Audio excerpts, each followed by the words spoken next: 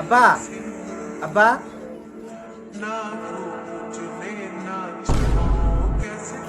ভাই তুমি হঠাৎ ভাই তাই বললা?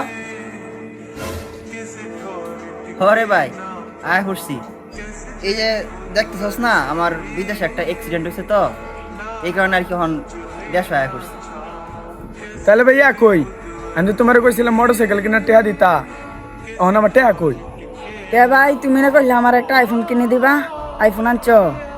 ফোন কই দেও? আরে ভাই তোর মোটরসাইকেল কিনার টিয়া তো আমি তোরা দিতেই পারতাম, আর তোর লেগে তো আমি একটা আইফোন কিনেই আনতে পারতাম। কিন্তু এই যে দেখছস না আমার কত বড় একটা অ্যাক্সিডেন্ট হয়েছে, আল্লাহ বাঁচাইছে, নাহলে যে আমার কি হইতো নিজেও জানি না। ডাক্তারে কইছে আর একটু বাড়তি কোনো কিছু হইলেই অনেক বড় ক্ষতি হয়ে যাইতো। এখন এই যে আমার এই যে চিকিৎসা করতে তো অনেক টিয়া গেছে গা, এর লেগে তো আমি তোরা লেগে কিছু করতে পারলাম না। এখন আমি এই যে বাংলাদেশে আইছি, আর এই যে আমার এই চিকিৎসাটা একটু করাইবা, হ্যাঁ চিকিৎসা তো অনেক ব্যয়বহুল। আব্বা কই? এই কিসের রে কেটাটা আমারে? আব্বা আমি কি রে তুই হঠাৎ করে কিছু কুইস খবর না জানা বাড়ি দেয় বলছস? আর তোর হাত কি হইছে আর মাথা কি হইছে? আরে না আব্বা, হইছে কি আমি বিদেশে ড্রাইভিং এর কাজ করি না, দেখে না হঠাৎ অ্যাক্সিডেন্ট হয়েছে, তো এর লেগে আর কি আমার এই যে এই হাতটা আর কি ভাঙে গেছে, গাড়ি যে মাথার মধ্যে আর কি একটু সমস্যা হয়েছে। তো ওখানে ডাক্তার দেখাইছিলাম, ওখানে ডাক্তারের খরচ বিদেশে তো বুঝোই অনেক ব্যয়বহুল খরচ, এর লেগে আর কি দেশে আইছি চিকিৎসাটা করাইতাম। চিকিৎসা করাই আমি আবার যাই। ওতখানি কি না কি হইছে এটা লেগে করে দেশ আয় ভরন লাগে? আর মানুষ কি বিদেশে দুঃখ টুকু পাইতে হয় না, লেগে তোর মতন ভাই ভরে কেউ? না বা আমি তো আইলাম নইলে হেনের চিকিৎসা তো অনেক খরচ, অনেক ব্যয়বহুল খরচ। সেই চিকিৎসার হেনের চিকিৎসা করানোর মতো সামর্থ্য তো আমার নাই, এর লেগে আমি দেশে আইছি, দেশে একটু কম খরচে চিকিৎসা করানি যাইবো, এর লেগে একটি দেশে একটা ভালো ডাক্তার দেখাইতে পারছি। আর কত বা আমাদের যাবে? যা যা তোর বাইরে যে সবচেয়ে বড় ডাক্তার ডাক্তার বাদ লয়ে আমি এটার মধ্যে নাই।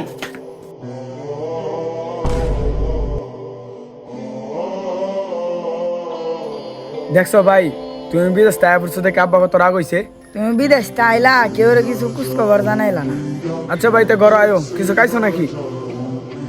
না আমার খিদা নাই, এক কাম কর এই ব্যাগটা গনে রাখি, তো আমি একটু আইতাছি।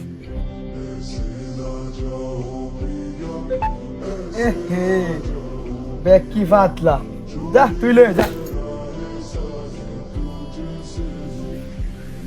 হ্যাঁ বন্ধু, অনেক জামালাত করে গেছি রে, অতদিন পরে বিদেশ থেকে বাড়িতে আইলাম, আয়া যা শুনতাছি আমার বাইরের মুখে আর বাপের মুখে, মানে খুব খারাপ লাগতেছে জানো।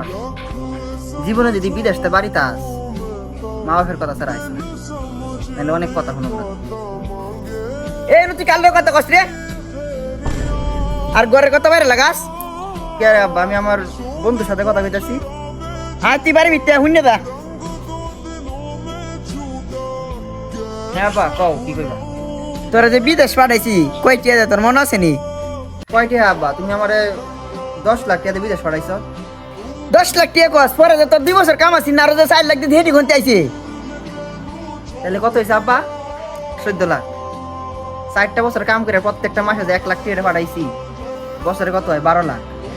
4টা বছর যে কাম করছি, 4 বছরে কত হয়েছে? 48 লাখ। এইটা হিসাব আছে নি? 1,30,000 টাকা বেতন পাই, 30,000 টাকা রাখিয়া কোনো মতো চলে 1 লাখ করে বাড়িতে পাঠাই টিহা, আমার সেইটার হিসাব আছে। ও ওহান তুই ওটা হিসাব দেওয়া শিখে গেছস, ঋণ পরিশোধ আছে না?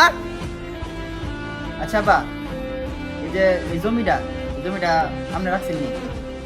ও এটাও তো চক্কু বেড়েছে, রাখছি আমার 3-4 লাগিয়ে রাখছি। দেখছেন আব্বা, বিদেশ থেকে কষ্ট করে টিয়া পাঠাইছি আমি, আর জমি আপনি 3-4 নামে রাখছেন। তো 3-4 নাম রাখতাম না? আমার এই 2 সালের ভবিষ্যৎ দেওয়া লাগতো, এই 2 সালের ভবিষ্যৎ খেলা দেখবো। আচ্ছা তার মানে আপনার এই 2 সালের ভবিষ্যৎ দেওয়ার দায়িত্ব আমার? হ্যাঁ, আমার ভবিষ্যতে আপনি কি করছেন? আচ্ছা যাই হোক, আমি আর আপনার এই বাইক কোনো সময় আইতাম না, বুঝছেন? আর যে মাসে মাসে 1 লাখ টাকা করে পাঠাই না, প্রতি মাসে পাওয়া যায়, আপনার আর এই বাড়ির মধ্যে আমি আর আইতাম না। কিন্তু আপনারা টেহার চিন্তা করুন না, প্রতি মাসে 1 লাখ টাকা আপনারা পাওয়া যাবে। আর তোর কই রাখি, তোর মোটরসাইকেল লাগবো আর তোর আইফোন লাগবো না, পাওয়া যাবে। যতদিন পর্যন্ত এই বলদ আছে নিজের মন মতো খাটাই, এই জায়গাতে আমি আর আইতাম না। আমার এই চিকিৎসা এনে করানি লাগবে না, বিদেশে গিয়ে করাইব, হয়তো আমার 20,000, 25,000, 30,000 টাকা বেশি লাগবে।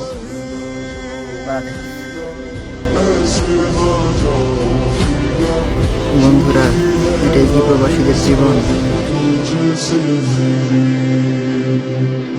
ऐसे ना जाओ पिया, ऐसे ना जाओ पिया, चूड़ी है